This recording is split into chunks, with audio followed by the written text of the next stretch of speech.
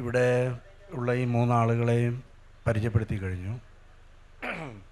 കേരളത്തിൽ നമ്മളെല്ലാം പതിവായി ഉപയോഗിക്കുന്നത് പോലെ അന്യം നിന്ന് പോകുന്ന എന്ന വിശേഷണം അർഹിക്കുന്ന നമ്മുടെ ഗോത്ര സംസ്കൃതിയെ വീണ്ടെടുക്കാനും അതിൻ്റെ അതിജീവനത്തിനായും അതിനെ പുനർനിർവചിക്കാനും പുതിയ കാലത്തിന് അനുസൃതമായി പുനർനിർവചിക്കാനും ശ്രമിക്കുന്ന രണ്ട് പ്രധാനപ്പെട്ട ആളുകളാണ് സുകുമാരനും വിനുവും. രണ്ട് മാധ്യമങ്ങളിലാണ് അവർ ഇരുവരും പെരുമാറുന്നത്. സുകുമാരൻ ചാലിഗദ്ദ സ്വന്തം മാതൃഭാഷയിലും മലയാളത്തിലും എഴുതുന്നുണ്ട്. വിനുവാകട്ടെ പണിയ മിത്തുകളിൽ നിന്നും പണിയരുടെ ഭാഷയിൽ നിലനിൽക്കുന്ന പഴഞ്ചൊല്ലുകൾ ഈ വക സംഗതികളെയെല്ലാം കൂട്ടിച്ചേർത്ത് പുതിയ സമൂഹത്തിന് പുതിയ കാലത്തിന് മനസ്സിലാക്കാനാവും വിധം ഒരു പോപ്പുലർ എന്ന് നമുക്ക് വിളിക്കാവുന്ന മട്ടിലുള്ള പാട്ടുകളുടെയും മറ്റുമൊക്കെ രീതിയിലാണ് സ്വന്തം സമുദായത്തിൻ്റെയും ഗോത്രത്തിൻ്റെയും സംസ്കൃതിയെ അതിൻ്റെ സർഗാത്മകതയെ വീണ്ടെടുക്കാൻ ശ്രമിക്കുന്നത്.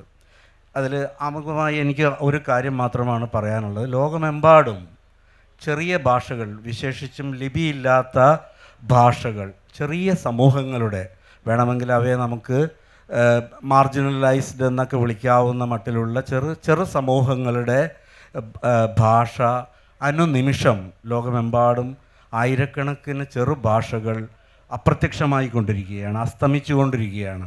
ഇത്തരം ഇതെല്ലായിടത്തും ലോകമെമ്പാടും സംഭവിച്ചുകൊണ്ടിരിക്കുന്ന ഒരു സംഗതിയാണ്. കേരളത്തെ സംബന്ധിച്ചാണെങ്കിൽ കേരളത്തിലെ ഏറ്റവും അധികം ജനസംഖ്യയുള്ള ഒരു സമൂഹമാണ് പണിയ സമുദായം. ഇവർ രണ്ടുപേരും ആ സമൂഹത്തിൻ്റെ ആശയങ്ങളെയും വികാരങ്ങളെയും വിചാരങ്ങളെയുമാണ് സ്വന്തം മാധ്യമങ്ങളിൽ ആവിഷ്കരിച്ചു കൊണ്ടിരിക്കുന്നത്. വാസ്തവത്തിൽ സുകുമാരൻ ചാലിഗദ്ദ വളരെ ബോധപൂർവമായി ഒരു രാഷ്ട്രീയ നിലപാട് സ്വീകരിക്കുന്നുണ്ട്. അതെന്താണെന്ന് വെച്ചാൽ, അദ്ദേഹം ലിപിയില്ലാത്ത സ്വന്തം മാതൃഭാഷയെ, സ്വന്തം ഗോത്രഭാഷയെ അതേ ഭാഷയിൽ മലയാള ലിപിയിൽ എഴുതുകയും ആ കവിതകളുടെ തന്നെയും മലയാള പരിഭാഷയും സ്വയം നിർവഹിക്കുകയാണ്. അതിൽ പ്രസിദ്ധീകരിക്കുമ്പോൾ മാതൃഭൂമി ആഴ്ചപ്പതിപ്പ് എപ്പോഴും ശ്രദ്ധിക്കാറുള്ള ഒരു കാര്യം, ആദിവാസി മലയാള ലിപിയിൽ സുകുമാരൻ എഴുതുന്ന ഗോത്രഭാഷയിൽ എഴുതുന്ന കവിത അതേപടി അച്ചടിക്കുകയും അവയുടെ മലയാള രൂപം പ്രസിദ്ധീകരിക്കുകയുമാണ് ചെയ്യുന്നത്. അങ്ങനെ പണിയ ഭാഷയെ വീണ്ടെടുക്കാനുള്ളൊരു ശ്രമം സുകുമാരൻ ഒരു കവിയെന്ന നിലയിൽ ബോധപൂർവം നിർവഹിക്കുന്നുണ്ട്. ഭാഗ്യവശാൽ നമ്മുടെ പുതിയ മാധ്യമങ്ങൾ, മാതൃഭൂമി പോലുള്ളൊരു മാധ്യമം ആ ഭാഷയെ, അതിൻ്റെ സ്വത്വത്തെ നിലനിർത്താനുള്ള വലിയൊരു ശ്രമവും ചെയ്യുന്നുണ്ട്. ഞാൻ സുകുമാരനിൽ നിന്ന് തന്നെ തുടങ്ങാമെന്ന് വിചാരിക്കുന്നു. സുകുമാരൻ്റെ കവിതകളുടെ ഒരു വായനക്കാരനാണ് ഞാൻ. ഒരുപക്ഷെ കേരളത്തിൽ ഒരു ഗോത്രഭാഷയെ അതിൻ്റെ തനത് സ്വത്വം നിലനിർത്തിക്കൊണ്ട് തന്നെ അതിൻ്റെ സംസ്കൃതിയെയും ഭാഷയെയും നിലനിർത്താൻ ആണ് സുകുമാരൻ ഈ കാവ്യരചനയിൽ ഏർപ്പെടുമ്പോൾ ആ ഒരു ബോധ്യം സുകുമാരനുണ്ട് എന്നാണ് ഒരു വായനക്കാരൻ എന്ന നിലയിലും ഗോത്രകലകളെ നിരീക്ഷിക്കുന്ന ഒരാളെന്ന നിലയിലും എനിക്ക് തോന്നിയിട്ടുള്ളത്. എങ്ങനെയാണ് സുകുമാരൻ അതിനെ സ്വയം ഒന്ന് വിശദീകരിക്കുക നമ്മുടെ സദസ്സിനായിട്ട്?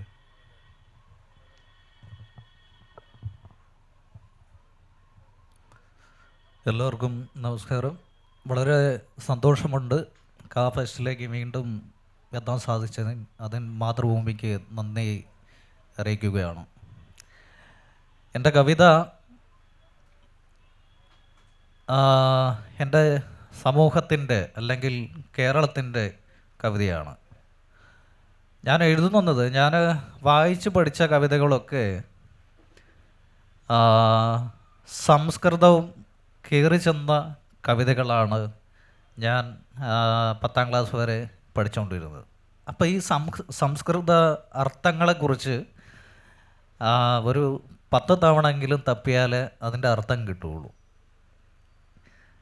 അങ്ങനെ ഞാനെന്താക്കി, ഞാനിപ്പോൾ മലയാള ലിപിയിൽ എഴുതുന്നുണ്ട്, ഗോത്രഭാഷയിൽ എഴുതുന്നുണ്ട്. ആ ഗോത്രഭാഷയെ നമ്മൾ മലയാളത്തിൽ കേട്ട് പരിചിതമായ പല ഭാഷകളെ മാറ്റി മലയാള കവിതയിലേക്ക് എൻ്റെ ഭാഷയെയും ഞാൻ എൻ്റെ റാവുള സമുദായക്കാരുടെ ഭാഷ ചേർക്കാറുണ്ട്. അതൊരു പക്ഷേ ഒരു നല്ല കാര്യമായിട്ടാണ് ഞാൻ കാണുന്നത്. അപ്പം മറ്റുള്ളവർക്കും നമ്മൾ സംസ്കൃതം പഠിച്ചതുപോലെ എൻ്റെ ഭാഷയും പഠിക്കാൻ സാധിക്കുമെന്നൊരു വിചാരമുണ്ട്. ആ വിചാരം ഉണ്ടാവും എന്നാണ് ഞാൻ വിചാരിക്കുന്നത്. എൻ്റെ കവിത, എൻ്റെ ജീവിതം എന്ന് പറഞ്ഞത് ഒരു ഗ്രാമപ്രദേശമാണ്. ശബ്ദങ്ങൾ നമ്മളെ ശല്യപ്പെടുത്താത്ത ഗ്രാമം. ആ ഗ്രാമത്തിലുള്ള കുറച്ച് ജീവിതങ്ങൾ, അവർ ജീവിച്ച കഥകളും അവർ പാടിയ പാട്ടുകളും അവരുടെ ചൊല്ലുകളും അവരുടെ കാഴ്ചകളും അവരുടെ സ്നേഹവുമൊക്കെയാണ് എൻ്റെ കവിതകളിൽ ഞാൻ പലപ്പോഴായിട്ട് ഉപയോഗിക്കുന്നത്. അത് മനുഷ്യൻ മാത്രമല്ല, മൃഗങ്ങളെയും ചേർക്കാറുണ്ട്. ആ ചേർക്കുന്ന ഏറ്റവും കൂടുതൽ ആനകളായിരിക്കും. ആനയാണ് ഞങ്ങളുടെ പ്രധാന ദേശീയ മൃഗം. ഒരു ദിവസം വന്നില്ലെങ്കിൽ നമുക്ക് സങ്കടമാവും. അപ്പം അത്തരത്തിലുള്ള ആനകളെയും മാന്, മുയൽ, ഉടുമ്പ്, പന്നി, പക്ഷികൾ, ഇവരെ എങ്ങനെയാണ് വർണ്ണിച്ചെടുക്കുക, ആ വർണ്ണന എങ്ങനെയാണ് വായിക്കുന്നവന് ലഭിക്കുക എന്ന ഒരു ഒഴുക്ക് ചെറുതായിട്ട് ഒഴുകി ഒഴുകി ഒഴുകി ഒരാളെ സ്നേഹിക്കപ്പെടാനുള്ള കുഞ്ഞു കുഞ്ഞു കവിതകളാണ് ഞാൻ ഇപ്പോഴും എഴുതുന്നത്. അത്തരത്തിലുള്ള കവിത ചൊല്ലാം സമയം കിട്ടിയാൽ. ചിലപ്പോൾ നിങ്ങൾക്ക് ആ ഭാഷ മനസ്സിലാക്കാൻ സാധിക്കും, ചിലപ്പോൾ സാധിക്കില്ല. മലയാളത്തിനോടൊപ്പം തന്നെ ചേർത്ത് എഴുതിയ കവിതകൾ ഒത്തിരിയുണ്ട്. വിനു എങ്ങനെയാണ്, എന്തുകൊണ്ടാണ് വാസ്തവത്തിൽ സ്വന്തം ഭാഷയിൽ തന്നെ സ്വന്തം ഗോത്രത്തിൻ്റെ സംഗീതവും ഭാഷയും ഒരു കലാകാരൻ എന്ന നിലയിൽ തിരഞ്ഞെടുക്കാൻ? പൊതുവെ നമ്മളിപ്പോൾ സ്കൂളുകളിൽ കേരളത്തിൽ ഒരു ഗോത്രഭാഷയും അധ്യാപകർക്ക് പോലും പരിചിതമല്ല. അത്തരമൊരവസ്ഥയിൽ പഠിച്ചു വന്ന നിങ്ങൾക്കെല്ലാം സ്വന്തം ഭാഷയെ തന്നെ ആവിഷ്കാര മാധ്യമമാക്കണമെന്ന ഒരു ശാഠ്യം, ഒരു നിർബന്ധം ഉണ്ടാകുന്നതിൻ്റെ സാഹചര്യം എന്താണ്? ബിനുവിന് അത് അങ്ങനെ തോന്നാൻ കാരണം എന്താണ്? പ്രിയ മാതൃഭൂമിക്ക്,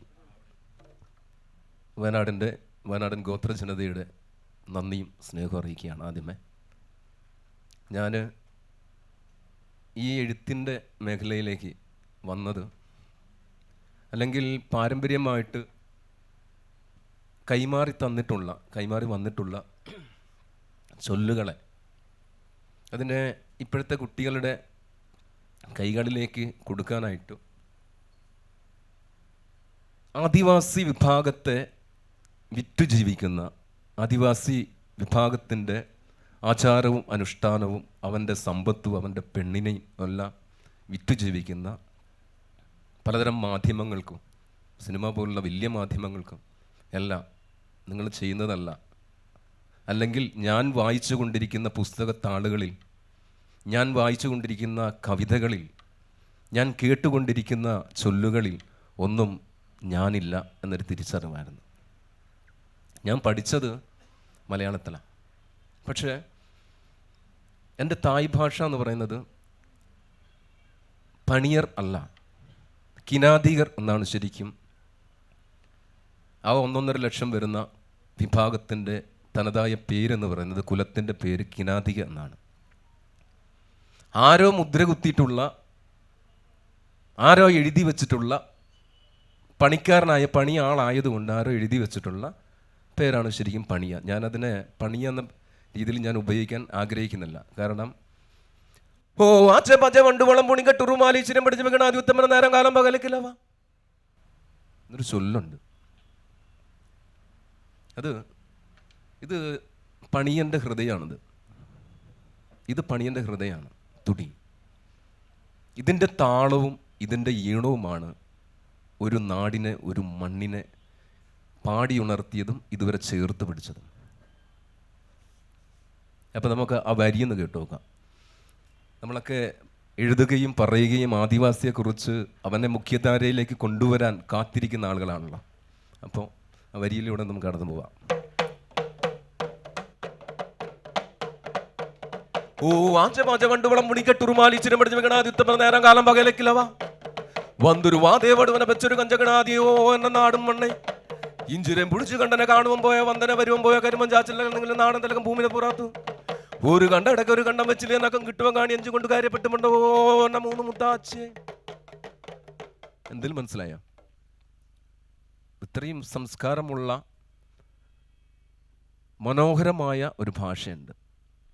ഇവിടെയാണ് ഒരു പറ്റം ജനത കുടിയേറി വന്നിട്ട് അവൻ്റെ ഭാഷയെ, അവൻ്റെ പെണ്ണിനെ, അവൻ്റെ മണ്ണിനെ ഇതൊന്നുമല്ല എൻ്റെ നെഞ്ചിൻ്റെ ഉള്ളിൽ കുരിശു കയറ്റി തന്നു, എൻ്റെ കൈകളിൽ ഓം എന്നെഴുതി വെച്ച് തന്നു.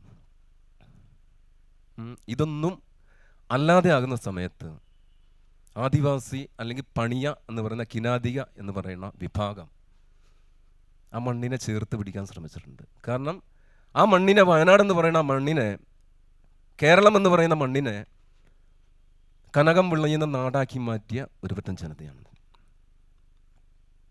നമ്മുടെ ഉള്ളിലെ ചിന്ത ഇത്രയേ ഉള്ളൂ. ഞാൻ പണിയ ഭാഷ മാത്രമല്ല ഉപയോഗിക്കുന്നത്, മലയാളത്തിൽ എഴുതാറുണ്ട്. അത് പുസ്തകത്താളുകളിൽ എഴുതി വെക്കാൻ എനിക്ക് താല്പര്യമില്ല.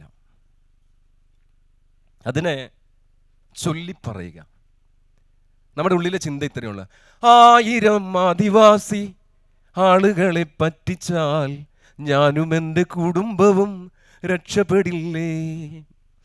1000 ആദിവാസി ഊരുകൾ കിട്ടിയാൽ ഞാനും എൻ്റെ കുടുംബവും രക്ഷപ്പെടില്ലേ. ലൈഫിൻ്റെ വീട് പണി കോൺട്രാക്ട് കിട്ടിയാൽ ഞാനും എൻ്റെ കുടുംബവും രക്ഷപ്പെടില്ലേ.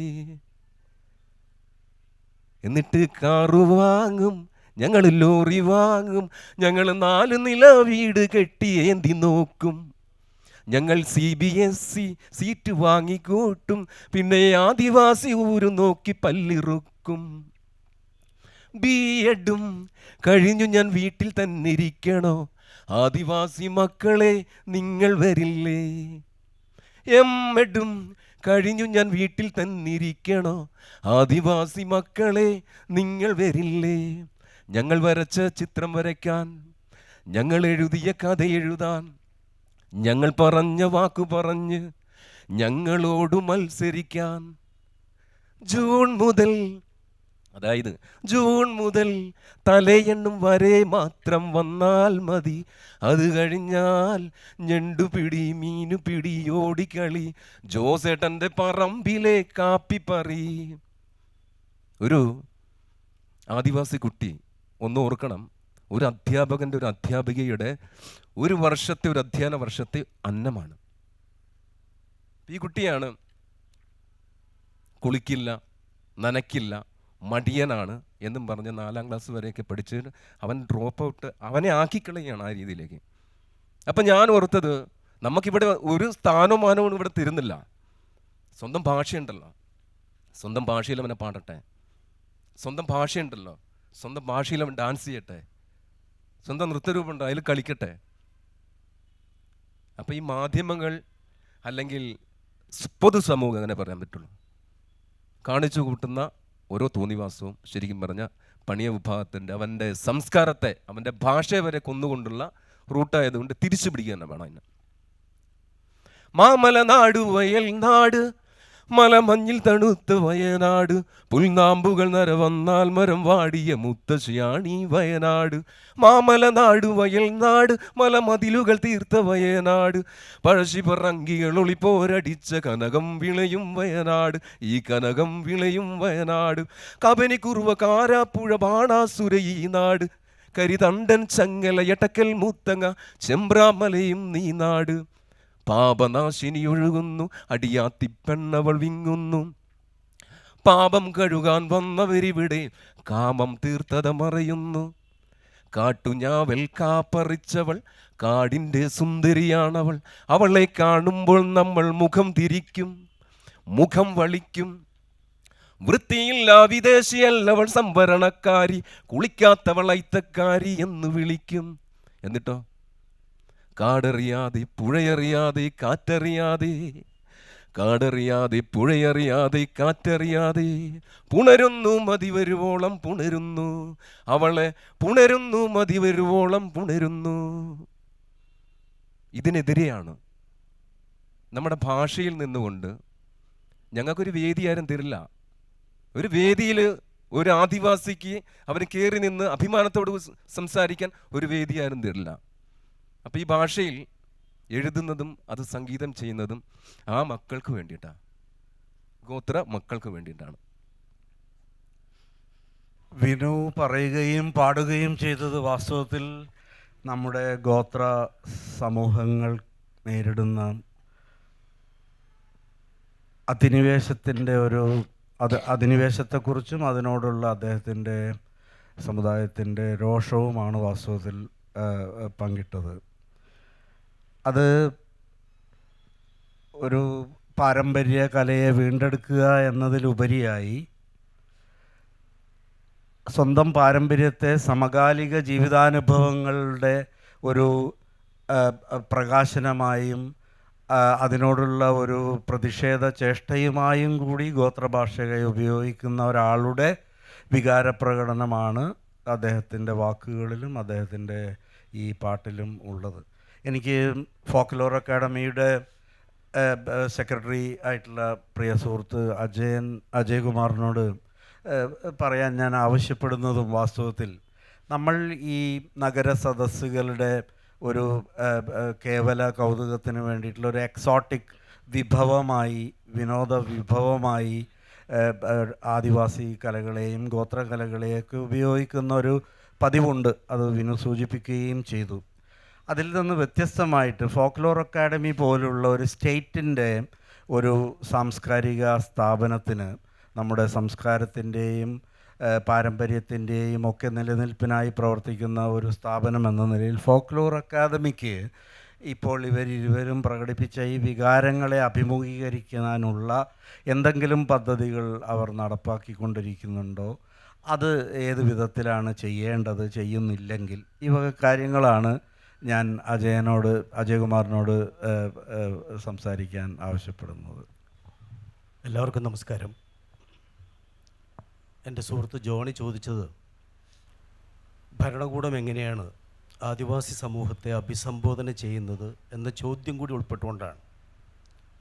ഇപ്പോഴും 1871 മോർഗൻ പഠനത്തിന് വേണ്ടി വന്നപ്പോൾ അദ്ദേഹം ആദ്യം എഴുതി വച്ചിരിക്കുന്ന ഒരു കാര്യം ഇതാണ്: സുസംഘടിതമായ ഒരു ഭരണക്രമമുള്ളവരാണ് ഇവിടുത്തെ ഗോത്രവർഗ വിഭാഗക്കാർ എന്നാണ്. അദ്ദേഹം ക്ലാൻ ഡിഫൈൻ ചെയ്യുന്നുണ്ട് അതിനകത്ത്. അതിന് തൊട്ട് മുന്നേ മാക്സ് മുള്ളറും ലോകത്തുള്ള മുഴുവൻ വിവിധ സംസ്കാരങ്ങളെക്കുറിച്ച് പറയുമ്പോൾ പറഞ്ഞ ഒരു കാര്യം, ചിന്തയുടെ താക്കോലാണ് ഭാഷ എന്നാണ്.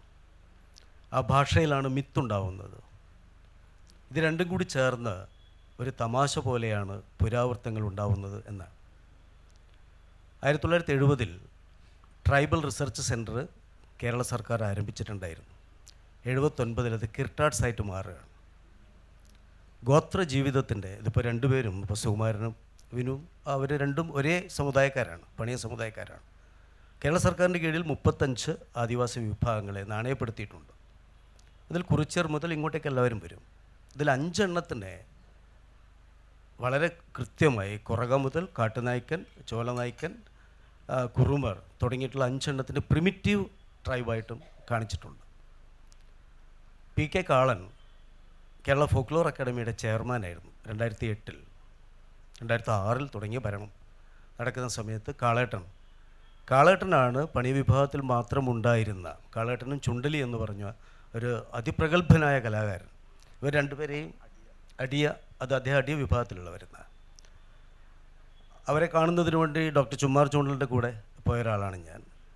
അതിനെ വയനാട്ടിൽ നിന്ന് ഇറക്കി താഴെ കോഴിക്കോട് ടാഗോർ നിലയത്തിൽ, ടാഗോർ ഓഡിറ്റോറിയത്തിൽ ഗദ്ദിക അവതരിപ്പിക്കപ്പെട്ടപ്പോൾ പൊതുസമൂഹം അത്ഭുതത്തോടെ നോക്കി നിൽക്കുകയായിരുന്നു.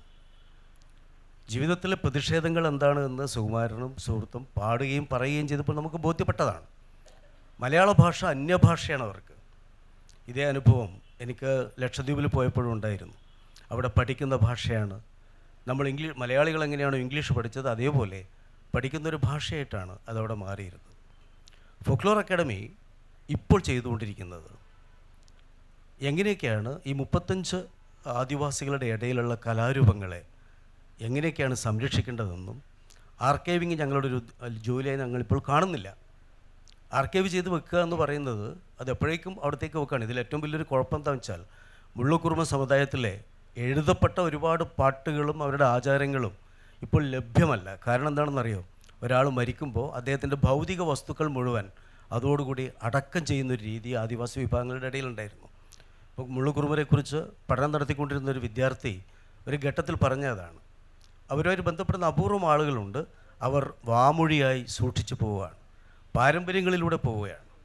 അതുകൊണ്ട് തന്നെ ഇവരുടെ കലാരൂപങ്ങളെ നമുക്ക് വീണ്ടും പുനഃസൃഷ്ടിക്കുമ്പോൾ ചിലപ്പോൾ റീക്രിയേഷൻ ആവാം. എങ്കിൽ പോലും ഒരു പാരമ്പര്യത്തെ മറ്റു ആളുകളുമായി, മറ്റു സമുദായങ്ങളുമായി, മറ്റു സമൂഹങ്ങളുമായി എങ്ങനെയൊക്കെയാണ് ചേർത്ത് വെക്കേണ്ടത് എന്നൊരു ബോധ്യം അതിനകത്തുണ്ടാവും. ഇത്തവണ കേരള സർക്കാർ ചെയ്തു വെച്ച അല്ലെങ്കിൽ കേരള സർക്കാർ വർഷങ്ങൾക്ക് മുന്നേ ആലോചിക്കുകയും ഇതേ വിഭാഗത്തിൽപ്പെട്ട മുഴുവൻ ആളുകളെയും ക്ഷണിക്കുകയും ഇരുത്തി സംസാരിക്കുകയും ചെയ്തിട്ടാണ് 5 ഇനങ്ങൾ കേരള സ്കൂൾ കലോത്സവത്തിലേക്ക് ചേർക്കുന്നത്. കേരള ഫോക്ലോർ അക്കാഡമി വളരെ നിർണായകമായൊരു പങ്ക് വഹിച്ചിരുന്നു. അത് പങ്ക് വഹിക്കാനുള്ളൊരു പ്രധാനപ്പെട്ട കാരണം ഈ കലാരൂപങ്ങൾ ഇതിലേക്ക് വരുമ്പോൾ കാലത്തെ അതിജീവിച്ചുകൊണ്ട് ആദിവാസികളല്ല ഇതിലൊക്കെ അഭിനയിക്കുന്നതെന്നോ അല്ലെങ്കിൽ പാടുന്നത് എന്നോ അവതരിപ്പിക്കുന്നതോ എന്നുള്ള കാര്യം വളരെ കൃത്യമായി ഓർമ്മിക്കണം. കാരണം ഒപ്പന കളിക്കുന്നത് ഹിന്ദു കുട്ടികളാണ്, പൂരക്കളി കളിക്കുന്നത് കോട്ടയത്ത് നിന്ന് പൂരക്കളിയിൽ അവാർഡുകൾ കിട്ടുന്നുണ്ട്. അത് ഏത് സമുദായമാണെന്നുള്ളത് നോക്കിയിട്ടുള്ളതല്ല. കാരണം നമ്മുടെ ഇടയിൽ മതനിരപേക്ഷമായ ഒരു സാംസ്കാരിക സാഹചര്യം ഉണ്ടാക്കുക എന്നുള്ളത് ഗവൺമെൻറ്റിൻ്റെ ഉത്തരവാദിത്തമാണ്. അതിൽ യാതൊരു ആശങ്കയും ഇല്ല എന്ന് വിശ്വസിക്കുന്നൊരു സെക്രട്ടറി കൂടിയാണ് ഞാൻ, സാംസ്കാരിക വകുപ്പിൻ്റെ ഒരു വക്താവ് കൂടിയാണ് ഞാൻ. സ്വാഭാവികമായിട്ടും 5 സമുദായത്തിൻ്റെ 5 ഇനങ്ങൾ ചേർത്തപ്പോൾ ഇത്തവണ നേരിട്ടൊരു പ്രധാനപ്പെട്ട പ്രശ്നം ഇവരുടെയൊക്കെ സുഹൃത്തുക്കൾ ഞങ്ങളൊക്കെ വിളിച്ചു പറഞ്ഞിട്ടുണ്ട്, മാഷേ അതിന് മാർക്കിടാനിരിക്കുന്നവരാരാണ്? ആലോചിച്ച് നോക്കേണ്ടത്, ഒരു ജീവിത ചുറ്റുപാടിൽ സ്വയമേവ ഒരു ഗോത്രം ഉൽപ്പാദിപ്പിച്ചെടുത്തിരിക്കുന്ന സാംസ്കാരികത ഉൽപ്പന്നമായി ഒരു കലാരൂപം മാറുന്നുണ്ട് എങ്കിൽ അതിനെ ആസ്വദിക്കുന്നതിനപ്പുറമുള്ള അതിന് വിധി നിർണ്ണയം നടത്തുമ്പോഴുണ്ടാകുന്ന പ്രശ്നങ്ങളാണ് ഇവരന്ന് സംസാരിച്ചത്. ഈ ചർച്ച 2012 ഉണ്ടായിരുന്നു. അന്ന് ഈ 5 കലാരൂപങ്ങൾ വരുമ്പോൾ കാസർഗോഡ് കണ്ണൂർ ഭാഗത്ത് നിൽക്കുന്ന മാവില സമുദായക്കാർ കാട്ടുനായ്ക്കന്മാരും അവർ അതിനകത്തുണ്ട്. അവർക്കുള്ള മംഗലം കളിയിൽ അവർ പറഞ്ഞൊരു കാര്യമുണ്ട്, മംഗലം കളി കളിക്കുന്നത് മുഴുവൻ മാവില കുട്ടികളായിരിക്കണം എന്നുള്ളതാണ്. ഒരു സ്കൂൾ കലോത്സവത്തെ സംബന്ധിച്ചിടത്തോളം അത് അപ്രായോഗികമായതുകൊണ്ടാണ് ഇത്രയും വൈകിയത്. ഇപ്പോഴും പളിയനും പണിയനും എന്താണ് എന്നറിയാത്ത ആളുകൾ അത് ചെയ്യുന്നുണ്ടെങ്കിൽ അതിൻ്റെ ഉത്തരവാദിത്തം കൂടി ഞങ്ങൾ ഏറ്റെടുക്കേണ്ടതുണ്ട്. കൂടുതൽ ഉത്തരവാദിത്തങ്ങൾ അതിനകത്തുണ്ട് എന്ന് വിശ്വസിക്കുന്നവരാണ്. മറ്റൊന്ന്, അക്കാഡമി എല്ലാ വർഷങ്ങളും അവാർഡുകൾ നൽകുമ്പോൾ ഒരു 10 അവാർഡുകളെങ്കിലും 10% ആദിവാസി വിഭാഗത്തിൽ നിന്ന് വേണം എന്ന് ആഗ്രഹിക്കുന്നവരാണ്. പലപ്പോഴും നമ്മുടെ നാട്ടിൽ വയനാട്ടിൽ ഇഷ്ടം പോലെ കിട്ടുന്നുണ്ട്, ഇടുക്കിയിൽ കിട്ടുന്നുണ്ട്. ഒരിക്കൽ പോലും അവാർഡുകൾക്ക് അപ്രാപ്യമായിരുന്ന ആളുകളൊക്കെ ഉണ്ട്, അവർക്കൊക്കെ ഇപ്പോൾ അവാർഡുകൾ ലഭിക്കുന്നുണ്ട്. ഇപ്പോൾ കാണിക്കാർ തിരുവനന്തപുരത്തുള്ളവരാണ്. കാണിക്കാർ കുറേയും കൂടി അഡ്വാൻസ്ഡാണ്, നമുക്ക് നേരത്തെ അറിയാവുന്നതാണ്. ചാറ്റുപാട്ട് അവർക്കുണ്ട്. നമ്മുടെ സെബാസ്റ്റ്യൻ പറങ്കുലിക്കപ്പാട്ടും ചാറ്റുപാട്ടും കൊണ്ട് മുഴുവൻ പാടി നടന്നിരുന്ന ഒരാളായിരുന്നു. ആ കാട്ടിൽ പോയി നേരിട്ടെടുത്തവരാണ്.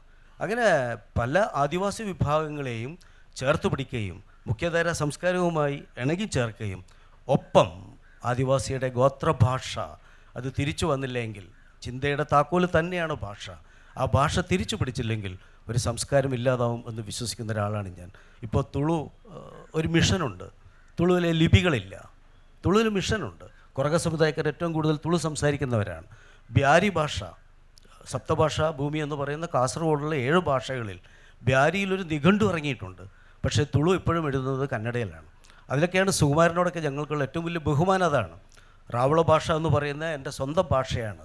നിങ്ങൾ സംസ്കൃതം പഠിക്കും പോലെ, ഇംഗ്ലീഷ് പഠിക്കും പോലെ ഞാൻ മലയാളത്തിൽ എഴുതി തരാം, നിങ്ങൾ വീണ്ടും പഠിക്കൂ എന്ന് പറയുന്ന ബോധനത്തിൻ്റെ പുതിയ രീതിശാസ്ത്രം പ്രിയ സുഹൃത്തുക്കൾ കാണിക്കുന്നു എന്ന് പറയുമ്പോൾ ലിബറേറ്റ് ചെയ്യപ്പെടുന്നത് ഒരു ഗോത്രം മുഴുവനാണ്, അവരുടെ സ്വാതന്ത്ര്യമാണ്, അവരുടെ ജീവിതമാണ്, സംസ്കാരമാണ്. അതിൻ്റെ കൂടെ തന്നെയാണ് ആദിവാസി പഠന വിഭാഗം എന്ന് പ്രത്യേകിച്ച് പറയാനില്ല. ചെതലയത്ത് കാലിക്കറ്റ് യൂണിവേഴ്സിറ്റിക്ക് ഒരു സെൻറ്ററുണ്ട്, കിർട്ടാർട്സ് പ്രവർത്തിക്കുന്നുണ്ട്. കിർട്ടാർട്സ് ഗോത്രതാളം ശ്രദ്ധയിൽപ്പെട്ടിട്ടുണ്ടാകുമെന്ന് വിശ്വസിക്കുന്നു. അവരൊക്കെ ഇതൊക്കെ ചെയ്തുകൊണ്ടിരിക്കുന്നുണ്ട്. അത് പൊതുസമൂഹത്തിന് വേണ്ടിയിട്ടുള്ളതാണ്, അത് ഈ വിഭാഗത്തിൽ കൂടി വേണ്ടിയിട്ടുള്ളതാണ്. എല്ലായ്പ്പോഴും പ്രഖ്യാപനത്തിൽ മാത്രമല്ല, ഇപ്പോൾ കേരള ഫോക്ലോർ അക്കാഡമി ഈ 35 വിഭാഗങ്ങളെയും ഒപ്പം ഷെഡ്യൂൾഡ് കാസ്റ്റിലുള്ള മുഴുവൻ വിഭാഗങ്ങളെയും അഭിസംബോധന ചെയ്യുന്നുണ്ട് എന്നാണ് ജോണിയുടെ ഈ ചോദ്യത്തിന് എൻ്റെ ഒരു ഉത്തരം. അതെ, കേരളത്തിലെ ഏറ്റവും കൂടുതൽ ആളുകളുള്ള, അതായത് 1.5 ലക്ഷം പേരുള്ള സ്ത്രീ പുരുഷന്മാരുള്ള ഒരു സമൂഹമാണ് പണിയ സമുദായം എന്ന് പറയുന്നത്. ബാക്കിയൊക്കെ ആയിരങ്ങൾ മാത്രം ഉള്ള ഭാഷകളും ചെറുഭാഷകളാണുള്ളത്. 1.5 ലക്ഷം ഭാഷയുള്ള, ഇപ്പോൾ ഉദാഹരണത്തിന് സന്താളി ഭാഷയ്ക്ക് ലിപി ഉണ്ടായിരുന്നില്ല. ദേവനാഗരി ലിപിയിലൂടെ ആ സമൂഹത്തിൻ്റെ ഭാഷയെയും സംസ്കൃതിയെയും നിലനിർത്താനാവുമോ എന്നുള്ള പരീക്ഷണം വാസ്തവത്തിൽ ആദ്യഘട്ടത്തിൽ വിജയകരമായിരുന്നു എന്ന് തന്നെ വേണം പറയാൻ. അതുകൊണ്ട് സന്താളി ഭാഷയിൽ നിന്ന്, ആ ഗോത്രത്തിൽ നിന്നുള്ള ധാരാളം എഴുത്തുകാർ, കവിയും സർഗാത്മക സാഹിത്യം മാത്രമല്ല, വൈജ്ഞാനിക സാഹിത്യവും അതത് ഭാഷകളിൽ ഉണ്ടായി വരേണ്ട. ഉദാഹരണത്തിന് 1.5 ലക്ഷം പേർ സംസാരിക്കുന്ന ഈ പണിയ ഭാഷയ്ക്ക് അവരുടെ ഒരുപാട് നാട്ടറിവുകളും അവരുടെ അവർ ജീവിക്കുന്ന ലോകത്തെ അഭിമുഖീകരിക്കാനുള്ള എന്താ പറയുക, ഉപായങ്ങൾ എന്ന് വേണമെങ്കിൽ, സയൻസിനെ നമുക്ക് ഉപായം എന്ന് വിളിക്കാം. അത്തരം ഒരുപാട് സംഗതികളുണ്ട്. പ്രകൃതിക്ഷോഭങ്ങളെ നേരിടുന്നതിനെക്കുറിച്ച്, പ്രകൃതി വിപത്തുകൾ ഉണ്ടാകാതിരിക്കാൻ എടുക്കേണ്ടുന്ന മുൻകരുതലുകളെക്കുറിച്ച്, കാട്ടുമൃഗങ്ങളെ എങ്ങനെ, അവയോട് എങ്ങനെ ഇടപഴകി ജീവിക്കാം, ഇതൊക്കെ ഉള്ള ഒരുപാട് വിജ്ഞാനത്തിൻ്റെയും ഒരു മേഖല ഈ സമുദായത്തിലുണ്ട്. അപ്പോൾ എനിക്ക് സുകുമാരനോടും ബിനുവിനോടും ചോദിക്കാനുള്ളത്, നിങ്ങളെന്താണ് ആഗ്രഹിക്കുന്നത്? ഇപ്പോൾ മുഖ്യധാരാ സമൂഹം ഗോത്ര സമൂഹങ്ങളെ അവരുടെ സങ്കല്പത്തിനും ഇഷ്ടത്തിനും അനുസരിച്ച് വളരാനും വികസിക്കാനും ഒക്കെയാണ് ശ്രമിക്കുന്നത്. വാസ്തവത്തിൽ അതൊരു അടിച്ചേൽപ്പിക്കലാണ്. വാസ്തവത്തിൽ ഈ കേരളത്തിലെ ഏറ്റവും വലിയ ഗോത്രഭാഷയിൽ നിന്നും ഉള്ള 2 എഴുത്തുകാരും കലാകാരന്മാരും എന്ന നിലയിൽ സുകുമാരൻ എന്താഗ്രഹിക്കുന്നു? വാസ്തവത്തിൽ ഈ ഭാഷയുടെയും ഈ സമൂഹത്തിൻ്റെയും സ്വത്വം നിലനിർത്താൻ എന്താണ് പ്രാഥമികമായി ഒരു സമൂഹം, മുഖ്യധാരാ സമൂഹം ചെയ്യേണ്ടത്, അല്ലെങ്കിൽ സ്റ്റേറ്റ് ചെയ്യേണ്ടത് എന്നാണ് സുകുമാരൻ ആഗ്രഹിക്കുന്നത്?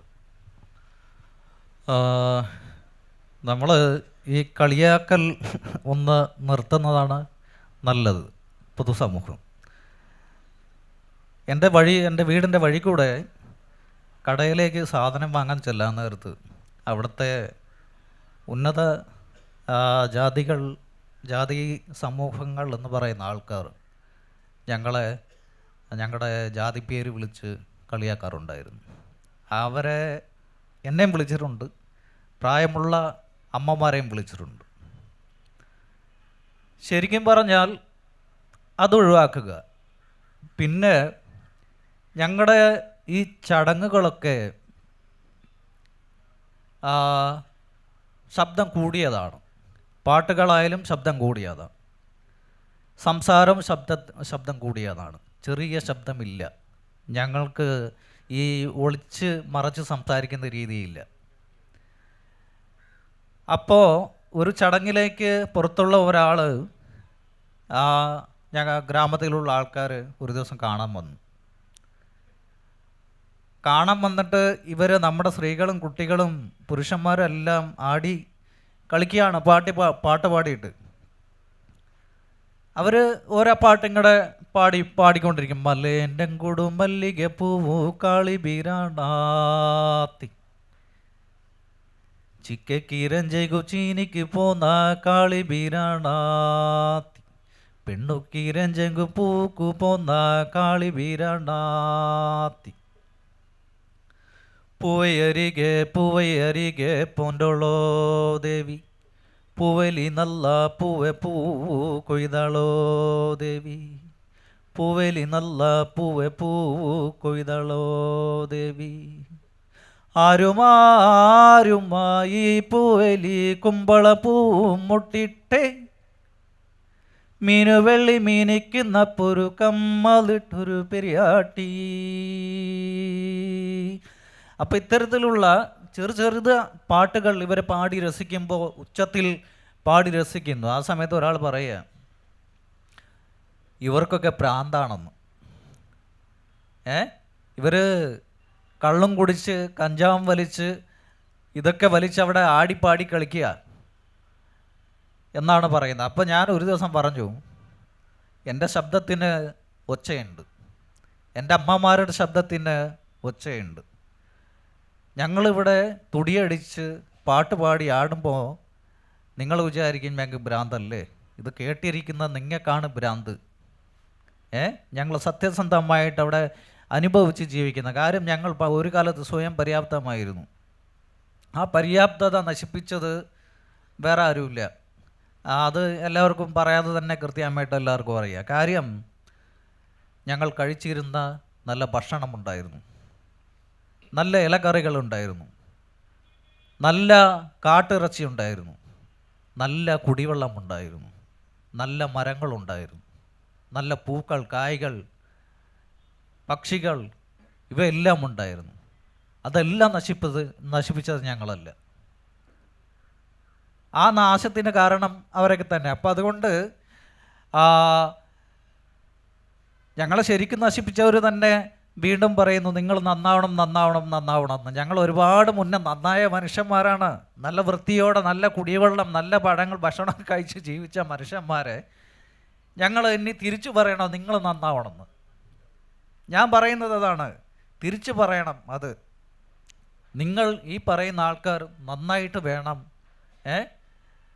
ഞങ്ങളെ നന്നാക്കാൻ വരാൻ. കാരണം ഞങ്ങൾ അമ്പലത്തിൽ പോകാറില്ല, പള്ളിയിലും പോകാറില്ല. വർഷത്തിൽ എപ്പോഴെങ്കിലും ഒരു പൂജ, ഇലയിൽ കുറച്ച് അരിയും വെച്ച് ഒരു തേങ്ങ പൊട്ടിച്ച് ഒരു തിരിയും കത്തിച്ച് അവിടെ ഇരിക്കും. അവിടെ പോയിട്ട് എന്ത് പറയുന്ന, ആഴ്ചയ്ക്ക് എല്ലാ ഞായറാഴ്ചയും എല്ലാവരും പള്ളി പോകാറില്ലേ? ഇവിടെ കുരുത്തക്കേട് കാണിച്ചിട്ട് അവിടെ ചെന്നിട്ട് പ്രാർത്ഥിച്ചിട്ട് വരുന്നവരാണ്. എന്ത് വൃത്തിയോടെ അതിരാവിലെ എണീറ്റ് പോകുന്ന, അമ്പലത്തിൽ പോകുന്നില്ലേ? ഞങ്ങൾ ഇതൊന്നും ചെയ്യാറില്ല. ഞങ്ങൾക്ക് ഇതിൻ്റെ ഒന്നും ആവശ്യകത ഇല്ല. പക്ഷേ ഞങ്ങളുടെ സംസ്കാരം, അനുഷ്ഠാനവും ഇത്തരത്തിലുള്ള സാധനങ്ങൾ നമുക്ക് സ്വയം ഉണ്ടെങ്കിൽ, അത് നശിച്ച് പോയാൽ, ഇല്ലായ്മ ആയിപ്പോയാൽ, ആ വംശത്തിൻ്റെ ഒരു അച്ചടക്കം, ഒരൊത്തൊരുമ, ഒരു നൂല്, വള്ളി, ഇതെല്ലാം പൊട്ടി തകർന്ന് നാശമായിപ്പോവും. അവർ തെരുവിലും അല്ലെങ്കിൽ തെരുവോരങ്ങളിലാവും ഭിക്ഷക്കാരാവാൻ സാധ്യതയുണ്ട്. അപ്പം അതുകൊണ്ട് അവരുടെ സംസ്കാരം അവർ തന്നെ ഒരുക്കിയെടുക്കുമ്പോഴാണ്, അവർ എഴുതി വച്ചതല്ല, സ്വന്തം പാടി 100 പേർക്ക് പറഞ്ഞു കൊടുക്കുന്നതാണ്.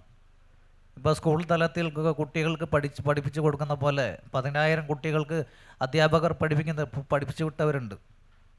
ഇത്തരത്തിൽ തന്നെ അവരെല്ലാവരും കൂട്ടത്തോടെ ചൊല്ലി പഠിക്കുന്ന പാട്ടുകളാണ്, അനുഷ്ഠാനങ്ങളാണ്, നിയമങ്ങളാണ്. അവരുടെ ഒരു നിയമമുണ്ട്. ആ നിയമവ്യവസ്ഥയിലൂടെ അവർ ജീവിച്ചു പോകുന്ന സമയത്താണ് ഞങ്ങൾ നന്നാവില്ല എന്ന് പറയുന്നത്. ഞങ്ങൾ നന്നായിട്ടൊക്കെ ഉണ്ട്. കുറച്ച് സാമ്പത്തിക പ്രശ്നവും നല്ല വീടും അല്ല ഫ്ലാറ്റും ഇല്ലാത്തതിൻ്റെ പ്രശ്നം മാത്രമുണ്ട്. പക്ഷെ അതും കിട്ടിയാലും ശരിയാവില്ല, ജീവിതം പോവും. ഒരു ഫ്ലാറ്റിൽ കിടന്നിട്ട് ഞാൻ പുഴയിലേക്ക് പോകണം, അല്ല മീൻ പിടിക്കാൻ പോകണം, ഞണ്ട് പിടിക്കാൻ പോകണം, ഞങ്ങളുടെ ഭക്ഷണം തിന്നാൻ കിട്ടിയില്ലെങ്കിൽ ആരോഗ്യസ്ഥിതി മോശമാവില്ലേ? ഞാൻ നേരത്തെ പറഞ്ഞായിരുന്നു, അന്ന് ഒരു ചർച്ചയിൽ, ആനയുടെ ഒരു ചർച്ചയാണ് കൃഷിക്കാരും എല്ലാവരും കൂടിയിട്ട്. ആ സമയത്ത് ഒരാൾ എൻ്റെ അടുത്ത് പറയുക, വയനാട്ടിലുള്ള ആദിവാസികൾക്ക് ഞങ്ങൾ ഇവിടെ വന്നത് കൊണ്ടാണ് നിങ്ങൾ അന്നം കഴിച്ചതെന്ന്. ഇതിൻ്റെ മുന്നേ ഇത്രയും 1 കോടി പണിയ സമുദായം, 9,000 റാവള സമുദായം, 25-30 കുറിച്ച സമുദായം, ഇവരൊക്കെ എന്ത് ഭക്ഷണം അവിടെ കഴിച്ചുകൊണ്ടിട്ടുണ്ട്? അവർ സ്വന്തമായിട്ട് അവിടെ പഴയ കാലത്തുള്ള വിത്തും നെല്ലും കതിരും പൂവും കായും കപ്പയല്ല, അവരുടേതായ കിഴങ്ങുകളൊക്കെ അവരവിടെ കൃഷി ചെയ്ത് നല്ല ഭക്ഷണം കഴിച്ച് ഉശിരോടെ ജീവിച്ച, രോഗമില്ലാതെ ജീവിച്ച ആൾക്കാരുടെ ഇടയിൽ വന്നിട്ടാണ് ഞങ്ങൾ അന്നം തന്നതെന്ന് പറയുന്നത്. അവസാനം അന്നം തിന്നത് മൊത്തം അവരല്ലേ? തിന്നുന്നുണ്ടോ?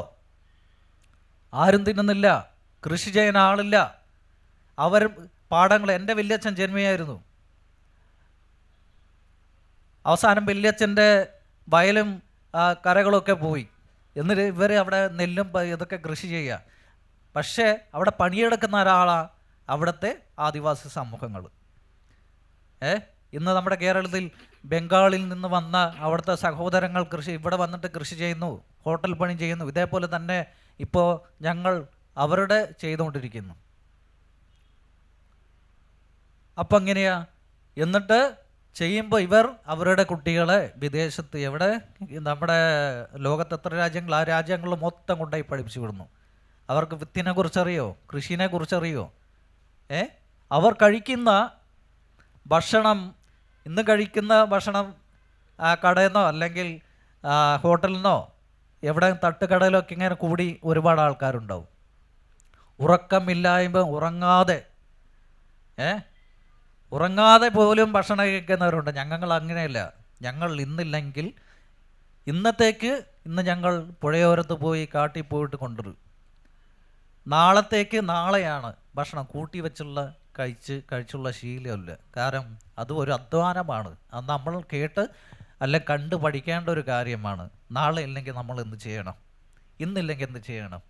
അത് സ്ത്രീയായാലും പുരുഷനായാലും കുട്ടികളായും പോയി ഒരു മീനോ ഒരു ഞണ്ടോ കൊണ്ടുവന്ന് അതിൽ 2 കാന്താരിയിട്ട് അത് ഒരു ദിവസം ഒരു കറിയായി, ഉച്ചയ്ക്കത്തെ ഒരു കറിയായി, രാത്രിക്കത്തെ ഒരു കറിയായി. ഇത്തരത്തിലുള്ളൊരു ജീവിതമാണ് അവർ ചെയ്തുണ്ടെങ്കിൽ അതൊക്കെ തന്നെയാണ് എൻ്റെ കവിതയിലൂടെ, ഇവർ പഠിപ്പിച്ച് തന്ന കവിതയിലൂടെ ഞാൻ കാണിച്ചു കൊടുക്കുന്നത്. ഇപ്പോൾ ഒരു പുതിയൊരു കവിത എഴുതിയിട്ടുണ്ട്, അത് വരാനുള്ള തയ്യാറെടുപ്പില്ല. കൽക്കീര എന്നാണ്. അതെന്നെ പിന്നെ വേറൊരു സമുദായത്തിൻ്റെ ഭാഷയാണ് കൽക്കീര. വേറൊരു ഗോത്ര സമുദായം, ബെട്ടകുറുമ എന്ന് പറയുന്ന ഒരു ഗോത്ര സമുദായത്തിൻ്റെ പേരാണ് കൽക്കീര. കൽക്കീര എന്നാൽ ചാലികത എന്നാണ് പറയുന്നത്. അതിൽ പിന്നെ വർണ്ണിച്ചിരിക്കുന്നത്, അതിൽ ആ കവിതയിൽ പല ഭാഷകളും, റാവള ഭാഷയിലുള്ള പല ഭാഷകളും ചേർത്ത് കൂട്ടി യോജിപ്പിച്ച് എഴുതിയ മലയാള കവിതയാണ്. ഇന്നലെ രാത്രി ചോമൻ്റെ വീട്ടിൽ നിന്നും ഒരു കാളൻ നാദം കേട്ട് ഞാൻ അടുപ്പ് മെഴുകാൻ തുടങ്ങി. മെഴുകുമ്പോൾ അടുപ്പ് എന്നോട് പറയുകയാണ്, ഒരു പന്നി മീൻത, ഒരു മുയൽത്ത, ഒരു മുതല കായാമത്ത, ആനത്ത കാട്ടിത്ത എന്നൊക്കെയാണ്. എൻ്റെ അമ്മ ചപ്പുകറി വെച്ച് വിളമ്പിട്ട് 5-6 കാന്താരിയും ഇട്ട് പൊടിയേരി കഞ്ഞി കഴിച്ചപ്പോൾ അതാ വരുന്നു കൽക്കീര്. ഒരു നീർക്കാക്ക ഒരു മീനിനെ മുങ്ങിപ്പിടിച്ചപ്പം എൻ്റെ അമ്മ കുപ്പായ മലയ്ക്ക് തെറിപ്പിച്ച പുഴനീരിൽ എൻ്റെ ഒരു ബട്ടൺസ് തെറിച്ചു പോയപ്പോൾ പുഴയോട് ഞാൻ മൂളി മൂളി പറഞ്ഞിട്ടും കുപ്പായത്തിലെ ബട്ടൺസ് കിട്ടിയില്ല. ഒരു വിമാനം മുകളിലൂടെ പറന്നിട്ടും ഒച്ച കുറഞ്ഞിട്ടില്ല. അപ്പോൾ കൽക്കീരയിലെ രാജാവ് ചോദിച്ചു, ഒരു കല്ല് തരുമോ, ഒരു പകാതി തരുമോ, ഒരു ഓട തരുമോ? കൊട്ടെ മുള്ളുകാരെ മുള്ളു കാട്ടാന കുത്തുന്ന വരയിൽ മുളച്ച വിത്തിൽ തെറിച്ച ആ കൽക്കീരയില ആ ബേത്തിമാരനെ എങ്കു താമി താമി താമി താമി. കൽക്കീര മോഡമല്ല, അല്ല, ചാലികതയാണ്. കുറഞ്ഞതുമല്ല, കൂടുന്നതുമല്ല. ഒരു കട്ടക്കുടമ്പ വെച്ചപ്പോൾ മല മല മല മല മലഞ്ചോണ്ട് ഗാരു മാവിൻ്റെ വേരു ഗാരു മല മല മല മല മല മല മല മല കുടുംബ പള്ളിയുടെ കുടുംബ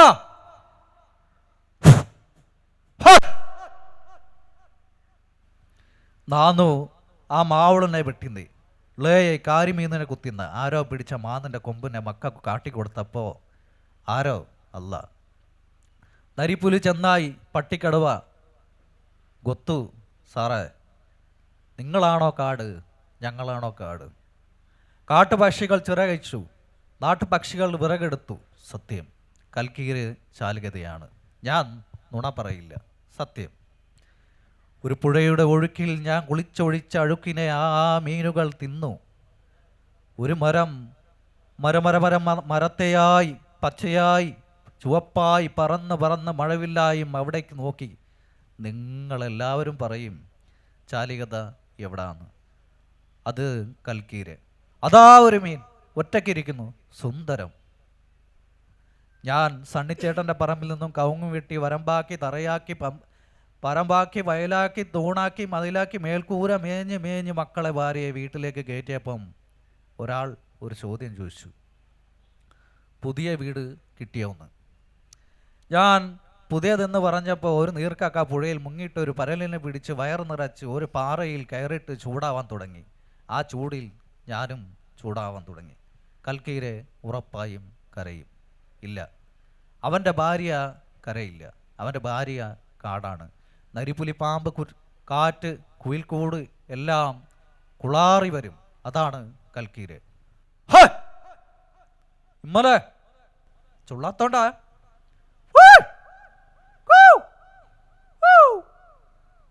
കുറുമാജി കുറുമാജി കണ്ണടച്ചോ, കള്ളര കാക്കര വണ്ടൂരു. കുറുമഞ്ചി കുറുമഞ്ചി കണ്ണടച്ചോ, കള്ളര കാക്കര വണ്ടൂരു. തണൽ. അപ്പം ഇത്തരത്തിലുള്ള ഭക്ഷണക്രമമുള്ള, അവരുടെ ജീവിതക്രമമുള്ള കവിതകളാണ് ഞാൻ എഴുതുന്നത്. അതുകൊണ്ട് ഞാൻ മാത്രം പഠിച്ചാൽ പോരാ, പൊതുസമൂഹവും ഞങ്ങളുടെ ഭാഷകൾ പഠിക്കുക. ഇംഗ്ലീഷ് പഠിച്ച പോലല്ല, മറ്റ് ഭാഷകൾ പഠിക്കുന്നത് പോലെ ഞങ്ങളോട് സംസാരിക്കാൻ, ഞങ്ങളോട് ഇടപഴകാൻ ഞങ്ങളുടെ ഭാഷ പഠിക്കുക. ഞങ്ങളുടെ അനുഷ്ഠാനങ്ങളോടൊപ്പം നിങ്ങൾ ഒരു സ്നേഹം കൽപ്പിക്കുക എന്നാണ് എനിക്ക് പറയാനുള്ളത്. നമ്മുടെ സമയം കഴിയാറായി.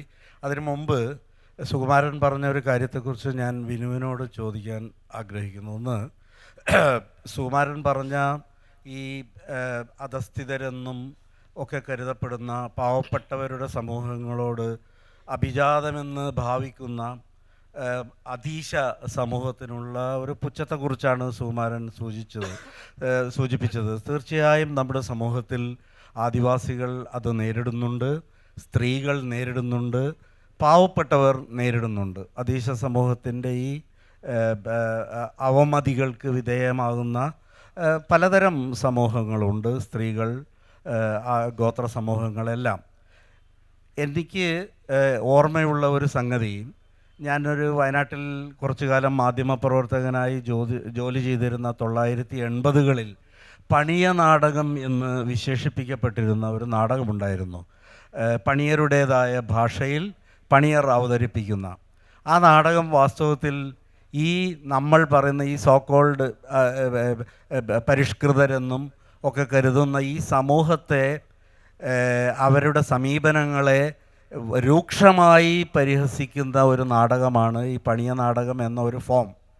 അത് ഞാൻ പല ദിക്കുകളിൽ എനിക്ക് കാണാനും ഫോട്ടോഗ്രാഫി ചെയ്യാനും ഒക്കെ പറ്റിയിട്ടുണ്ട്. വിജയൻ എന്ന് പറയുന്ന ഒരു യുവാവ് 1980കളിൽ പണിയ സമുദായത്തിൽ നിന്ന് ഉയർന്നു വന്ന ഒരു കലാകാരനായിരുന്നു. അദ്ദേഹം ഈ പണിയ നാടകത്തിൻ്റെ പരമ്പരാഗതമായ ഫോർമാറ്റിൽ പുതിയ കാലത്തെ ഈ പണിയർ നേരിടുന്ന അവമതികളെ രൂക്ഷമായി പരിഹസിക്കുന്ന ആക്ഷേപഹാസ്യ നാടകങ്ങളും പണിയ ഭാഷയിൽ എഴുതിയിരുന്നു. ഞാൻ വിനുവിനോട് ചോദിക്കാൻ ആഗ്രഹിക്കുന്നത്, വളരെ ചുരുക്കി പറയണം, നമ്മുടെ സമയം കഴിയാറായി. ഒരു പെർഫോമിംഗ് ആർട്ടിസ്റ്റ് എന്ന നിലയിൽ, ഒരു പ്രകടന കലാകാരൻ എന്ന നിലയിൽ വിനു ഈ പാരമ്പര്യത്തെ സ്വാംശീകരിച്ചിട്ടുണ്ടോ? ഈ അവമതികളെ നേരിടുന്ന മട്ടിലുള്ള ആക്ഷേപഹാസ്യത്തെ പണിയ ഭാഷയിൽ ആരെങ്കിലും അത് ഉപയോഗിച്ചു കൊണ്ടിരിക്കുന്നുണ്ടോ? അതായത് ഒരു ചൊല്ലുള്ളത് ഞാൻ എഴുതിയതല്ല, ഞങ്ങൾ ചെറുപ്പം മുതലേ എൻ്റെ ഒരു സ്കൂൾ കാലഘട്ടത്തൊക്കെ കേട്ടുകൊണ്ടിരുന്നത്. ഞങ്ങൾ സ്കൂളിലേക്ക് പോകുന്ന സമയത്ത് പണിച്ച് കുണ്ടിയിൽ ഈച്ച കയറി എന്ത് ചെയ്യും വൈദ്യരെ, പിള്ളേർ പാടുന്ന, കൂടെ പഠിച്ചുകൊണ്ടിരുന്ന പിള്ളേർ ഞങ്ങളെ കളിയാക്കി പാടുന്നതാണ്. ചൂടുവെള്ളം കുറച്ച് ഒഴിച്ചു കൊടുക്കും വൈദ്യരെ. ഇത് സാറ് ചിലപ്പോൾ കേട്ടിട്ടുണ്ടാവും ആ ചൊല്ല്. അത് അപ്പം ഇത് ശരിക്കും പറഞ്ഞൊരു വിഭാഗത്തെ എത്ര മോശമായിട്ടാണ് കാണുന്നത്. അപ്പം ഇതിന് മറുപടിയായിട്ട് പറയാനുള്ളത്, ആദിവാസികൾ ആരാധിച്ച കാവുകളില്ലിവിടെ, കോമരം തുള്ളിയ കോളിമരത്തറ കോവിലുയർന്നില്ലേ, കവികൾ എഴുതിയ കാവ്യങ്ങളിലെ കാടുകളില്ലിവിടെ, ചേറു പൂണ്ട മുഖങ്ങൾ വഹിച്ച ഏരുകളില്ലിവിടെ, വനങ്ങൾ കൊള്ളയടിക്കുന്നു, പല ഫണ്ടുകൾ കൊള്ളയടിക്കുന്നു, കാന്താരി മുളക് ഒന്നു പറിച്ചവൻ ഇന്നും മഴയിൽ കിടക്കുന്നു, ഇതാ വയനാട്. അപ്പോൾ ആ ഒരു ചിന്ത അങ്ങ് മാറ്റി വച്ചിട്ട് ഇപ്പോഴത്തെ വിദ്യാഭ്യാസ രീതിയെ ഒരു ഗോത്ര വിഭാഗത്തിന്, ഗോത്ര സമുദായത്തിന്, ഏത് ഗോത്രം ആയിക്കോട്ടെ, അവൻ്റെ ഭാഷയിൽ ഒരു പ്രാഥമിക വിദ്യാഭ്യാസമെങ്കിലും കൊടുക്കാനുള്ള സർക്കാരിൻ്റെ ഭാഗത്തുള്ള ഒരു അംഗീകാരം, ഹോസ്റ്റലുകൾ, അതുപോലെ തന്നെ കൃത്താഡ്സ് പറഞ്ഞു, ഫോക്ലോർ അക്കാദമി പറഞ്ഞു. ശരിക്കും പറഞ്ഞാൽ കൃത്താഡ്സൊക്കെ ഇതിനെക്കുറിച്ച് വളരെ വിശദമായി പഠിച്ചു വെച്ചിരിക്കുകയാണ് നേരത്തേക്ക്. ഇതിനെ കൃത്താഡ്സ് പോലും ആദിവാസി പണിയ വിഭാഗത്തിൻ്റെ ആദിവാസികളെ കുറിച്ച് പഠിച്ചു വെച്ചിരിക്കുന്ന അറിവ് പോലും പുറത്തേക്ക് വിടുന്നില്ല. പണ്ട് മുതലേ പഠിച്ചു വെച്ചത് ഒരാൾക്ക് ഒരു PhD കാരനത് പഠിക്കാൻ കൊടുക്കുന്നില്ല. ഇവിടെ ആദിവാസി വിഭാഗത്തിൽപ്പെട്ട എത്ര വിദ്യാഭ്യാസം നേടിയിട്ടുള്ള ആളുകളുണ്ട്. അവരെ ഇവിടുത്തെ സർക്കാർ കാണുന്നത്, അല്ലെങ്കിൽ ഇവിടുത്തെ പൊതുസമൂഹം കാണുന്നത് ഇങ്ങനെയാണ്. നിങ്ങൾ 10ാം ക്ലാസ് കഴിഞ്ഞാൽ പോരെ നിങ്ങൾക്ക് പെട്ടെന്ന് ജോലി കിട്ടും. എന്താ ജോലി എന്നറിയാം? Tribal promoter. ഒരു ആദിവാസി പെൺകുട്ടി, ഒരു ആദിവാസി ആൺകുട്ടി, അവൻ 10ാം ക്ലാസ് കഴിഞ്ഞാലും ഡിഗ്രി കഴിഞ്ഞാലും PG എടുത്താലും അവൻ ട്രൈബൽ പ്രൊമോട്ടർ. ഇത് നമ്മൾ കണ്ണുകൊണ്ട് കാണുന്ന അല്ല ചെയ്തുകൊണ്ടിരിക്കുന്ന കാര്യമല്ലേ. അപ്പം ഇത്തരത്തിലുള്ള ചിന്തകളെ മാറ്റി നിർത്തി ആദിവാസി എന്നത്, സാറേ അല്ല വിനുവേട്ടാ, ഞങ്ങളിങ്ങനെ കോട്ടയം ജില്ലയിൽ നിന്നാണ്, തിരുവനന്തപുരത്ത് നിന്നാണ്, പത്തനംതിട്ടയിൽ നിന്നാണ് ഞങ്ങൾ PhD ചെയ്തുകൊണ്ടിരിക്കുക. അതിനെക്കുറിച്ചൊരു പാട്ടോ വരികളോ തരാൻ പറ്റുമോ ഫോണിലൂടെ? അല്ലെങ്കിൽ ഞങ്ങൾ വന്നിട്ട് ആദിവാസി നിങ്ങളുടെ ഊരിൽ വന്നിട്ട് ഫോട്ടോ എടുത്തോട്ടെ, ഇങ്ങനൊരു ചോദ്യമുണ്ട്. അപ്പം ഇതുപോലുള്ള പരിപാടികളൊക്കെ നിർത്തുക. ഫോട്ടോ എടുത്തോട്ടെ ചോദിക്കുമ്പോൾ വയനാട് ജില്ല എന്ന് പറയുന്നത് മൃഗശാലയല്ല, വയനാട് ജില്ല മൃഗശാലയല്ല. അപ്പം അങ്ങനെ ഇത്തരത്തിലുള്ള ഭീകരമായ ചിന്തയാണ് വളർന്നു വരുന്ന ഓരോ ഇപ്പോഴത്തെ തലമുറയും കേട്ടുകൊണ്ടിരിക്കുന്നത്. അപ്പോൾ ഈ ഒരു പാരമ്പര്യത്തെ മാറ്റി നിർത്തി ഒരു ഗോത്രത്തിന് ആവശ്യമുള്ള അവൻ ജീവിക്കാനുള്ള അവൻ്റെ ചുറ്റുപാട്, ആ ചുറ്റുപാട് വ്യക്തമായി തരികയാണെങ്കിൽ വളരെ സ്നേഹം. ഇവർ രണ്ടുപേരും ഉന്നയിച്ച കാര്യങ്ങൾക്ക് ഒരു സാദൃശ്യമുണ്ട്. അത് ഞാൻ മനസ്സിലാക്കുന്നത് ഇതൊരു ക്രിയേറ്റീവ് പ്രശ്നവുമല്ല, അക്കാദമിക് പ്രശ്നവും മാത്രമല്ല, ഇതൊരു സാമൂഹിക പ്രശ്നമാണ് ഗോത്ര സമൂഹം നേരിടുന്നത്. ഈ സാമൂഹിക സമസ്യകളെ നേരിടാൻ സ്വന്തം സർഗാത്മകതയെ ഉപയോഗിക്കാൻ പരിശ്രമിച്ചുകൊണ്ടിരിക്കുന്ന രണ്ടാളുകളാണ് ഇവിടെ സംസാരിച്ചത്. ഞാൻ ഫോക്ലോർ അക്കാഡമിയുടെ സെക്രട്ടറി അജയ്കുമാറിനോട് ചോദിക്കാൻ ആഗ്രഹിക്കുന്നത്, ഒരു അക്കാഡമി എന്ന നിലയിൽ ഈ സാമൂഹിക പ്രശ്നങ്ങളെ, സമസ്യകളെ എങ്ങനെയാണ് നേരിടാൻ കഴിയുക, അതിന് ശ്രമിക്കുന്നുണ്ടോ എന്ന് വളരെ ചുരുങ്ങിയ വാക്കുകളിൽ 1 മിനിറ്റ് കൊണ്ട് പറഞ്ഞാൽ ഉപകാരം. അവിടെ നിന്ന് ആർക്കെങ്കിലും ചോദിക്കാനും ഉണ്ടാവും. അതിസങ്കീർണമായ ചോദ്യമാണ്. വില്യം ലോഗൻ മലബാറിലെ അല്ലെങ്കിൽ നമ്മുടെ കണ്ണൂരിലും കാസർഗോഡിലും കോഴിക്കോടും നടന്നു കണ്ട നാടൻ കലകളെ മുഴുവൻ രേഖപ്പെടുത്തിയത് എങ്ങനെയാണെന്നറിയോ? ഡെവിൾ ഡാൻസ് എന്നാണ്. സംസ്കാരത്തിൻ്റെ വ്യത്യാസം അതിൻ്റെ അസിമുലേഷനിൽ ഉണ്ടായിട്ടുണ്ട്. ഇപ്പോൾ വിനു പറഞ്ഞപ്പോഴാണ് ഞാൻ അറിയുന്നത് കെട്ടാർട്സിൽ നിന്ന് രേഖകൾ കിട്ടുന്നില്ല എന്ന്. സ്വാഭാവികമായും അത് പൊതുസ്ഥാപനമാണ്. ഒരു പഠിക്കാൻ വേണ്ടി തയ്യാറാവുന്ന ഏതൊരു വിഭാഗത്തിനും കൊടുക്കാവുന്നതാണ്. കേരള യൂണിവേഴ്സിറ്റിയിലുണ്ട്, ചെന്നൈ മദ്രാസ് യൂണിവേഴ്സിറ്റിയിൽ അയ്യപ്പൻ മുതൽ ചേലനാട്ട് അച്യുതൻ മേനോൻ മുതൽ രേഖപ്പെടുത്തി വെച്ചിട്ടുള്ള കേരളത്തിലെ വിവിധ വിഭാഗങ്ങളെക്കുറിച്ചുള്ള മുഴുവൻ പാഠങ്ങളും അവിടെ ലഭ്യമാണ്. അത് ലഭ്യമാക്കാനുള്ള സംവിധാനം നമുക്ക് ചെയ്യാവുന്നതാണ്. അതിന് ഫോക്ലോർ അക്കാഡമി കൂടി നമുക്കൊരു ലൈബ്രറി ഉണ്ട്. അങ്ങനെയുള്ളവരെ നേരെ കണ്ണൂരിലേക്ക് വിടുക. നമ്മുടെ ലൈബ്രറിയിൽ അവിടെ ലഭ്യമായ എല്ലാ പുസ്തകങ്ങളും സൗകര്യങ്ങളും നമ്മൾ ചെയ്തു കൊടുക്കാൻ ബാധ്യസ്ഥരാണെന്ന് വിശ്വസിക്കുന്നവരാണ്. പൊതുസമൂഹം എങ്ങനെയാണ് ആദിവാസി സമൂഹത്തെയും അല്ലെങ്കിൽ പാർശ്വവൽക്കരിക്കപ്പെട്ടവനെയും ഇപ്പോഴും കാണുന്നത് എന്ന് നമുക്കെന്തോ കുഴപ്പമുണ്ട് എന്ന് വിശ്വസിക്കുന്ന ഒരാളാണ് ഞാൻ. അത് ഞാനും നിങ്ങളും കൂടി ഒന്നു ചേർന്ന് അതിനുവേണ്ടി പ്രവർത്തിക്കേണ്ടതാണെന്നാണ് ഒരു അക്കാഡമി സെക്രട്ടറി എന്നുള്ള നിലയിൽ എനിക്ക് പറയാനുള്ളത്. നമ്മുടെ ഈ സെഷൻ അവസാനിക്കുകയാണ്. സദസ്സിൽ നിന്നുള്ള ചോദ്യങ്ങളൊന്നും അവഗണിക്കാൻ പാടില്ലാത്തതാണ്. ചോദ്യമാവണമെന്നില്ല, ഈ പറഞ്ഞ കാര്യങ്ങൾക്കുള്ള ഒരു ഉത്തരമെങ്കിലും സദസ്സിൽ നിന്നുണ്ടായാലും സന്തോഷമായിരിക്കും. ഞാനൊരു അധ്യാപികയാണ്. ഈ വർഷം മുതൽ സ്കൂൾ കലോത്സവത്തിൽ ഗോത്രവർഗ ഡാൻസ് ഉൾപ്പെടുത്തിയതായിട്ട് പറഞ്ഞു. ഞാനും അതിൻ്റെ ഒരു ചുമതലക്കാരിയായിട്ട് ഉണ്ടായിരുന്ന ഒരാളുമായിരുന്നു. അപ്പോൾ മനസ്സിലാക്കിയത്, ഞാനും ആദ്യമായിട്ടാണ് ഈ ഡാൻസുകളെ പരിചയപ്പെടുന്നത്. പക്ഷേ എനിക്ക് മനസ്സിലായത് അത് എത്രത്തോളം അതേ രീതിയിൽ വേണ്ട രീതിയിലാണോ ചെയ്തത്. പല സ്കൂളുകളും യൂട്യൂബ് നോക്കിയിട്ടൊക്കെയാണ് പഠിച്ചിട്ട് വന്നത്. അപ്പം അത് അവിടെ നിന്ന് ആരോ പറഞ്ഞിരുന്നു എന്ന് പറഞ്ഞു, ഇതിൽ ഉൾപ്പെട്ട ആൾക്കാർ ഇങ്ങനെയല്ല വേണ്ടിയിരുന്നതെന്ന്. അപ്പോൾ അടുത്ത വർഷം മുതൽ ഇത്, കാരണം കേരളത്തിലെ എല്ലാ സ്കൂളുകളും ഏറ്റവും കൂടുതൽ ഏറ്റെടുത്ത ഒരു ഡാൻസായിരുന്നു ഈ ഗോത്രവർഗത്തിൻ്റെ ഡാൻസ്. കാരണം കലോത്സവത്തിൽ ആർക്കും ഫസ്റ്റ് കിട്ടുമല്ലോ എന്നുള്ള വളരെ വേഗത്തിൽ സ്റ്റെപ്പുകൾ വേഗത്തിൽ പഠിക്കാം എന്നുള്ളത് കൊണ്ടൊക്കെ ആയിരിക്കാം, മറ്റ് ഡാൻസുകളുടെ അത്രയും കോമ്പറ്റീഷൻ ഉണ്ടാവില്ല എന്നൊക്കെ വിചാരിച്ചിട്ടാണ് ഈ സ്കൂളുകൾ ഈ ധോരണ ഏറ്റെടുത്തത്. അപ്പോൾ അടുത്ത വർഷം മുതൽ ഇത് വീണ്ടും കണ്ടിന്യൂ ചെയ്തു പോകുമ്പോൾ അത് ഏത് രീതിയിൽ മുൻപോട്ട് പോകണം എന്നാണ് നിങ്ങൾ ആഗ്രഹിക്കുന്നത്? കാരണം ഈ രീതിയിലാണെങ്കിൽ സ്റ്റെപ്പുകൾ പോലും നിങ്ങളുടെ ഗോത്രവർഗത്തിൻ്റെ സ്റ്റെപ്പുകളിൽ നിന്ന് മാറിപ്പോകുമോ എന്ന് കണ്ട പല ആൾക്കാർക്കും സംശയം തോന്നിയിട്ടുണ്ടാവാം. ചോദ്യം വളരെ ശരിയാണ്.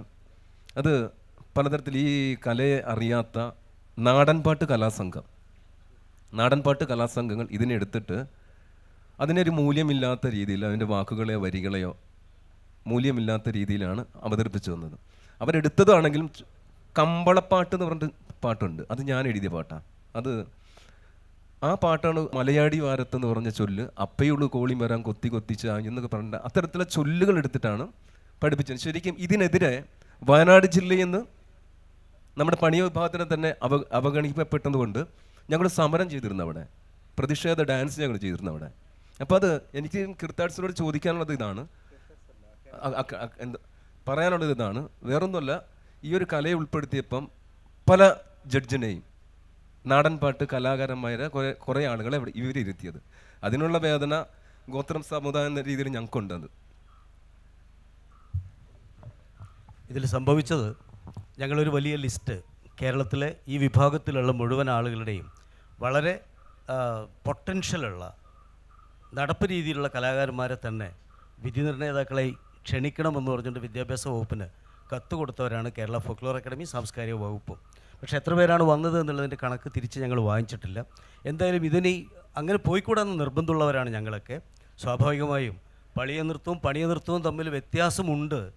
ഇരള നൃത്തം വ്യത്യാസമുണ്ട്, മലപ്പുലയാട്ടം വ്യത്യാസമുണ്ട്, മന്നാങ്കൂത്ത് വ്യത്യാസമുണ്ട്. ഇതൊക്കെ വ്യത്യാസമുള്ളതാണ്. അതിലുൾപ്പെടുന്ന ആളുകളെ തന്നെ ഇതിനകത്തെ പൊട്ടൻഷ്യലിലേക്ക് കൊണ്ടുവരണം എന്ന് തീരുമാനിക്കുന്നവരാണ്. അതിനുള്ള നടപടികൾ എന്തായാലും ഞങ്ങളുടെ പക്ഷത്തുനിന്ന് ഉണ്ടാവും വിനു, അതെന്തായാലും നടത്തേണ്ടതാണ്. നേരത്തെ സംഭവിച്ചു പോയത് ഈ ഒരു പ്രശ്നം തന്നെയാണ്.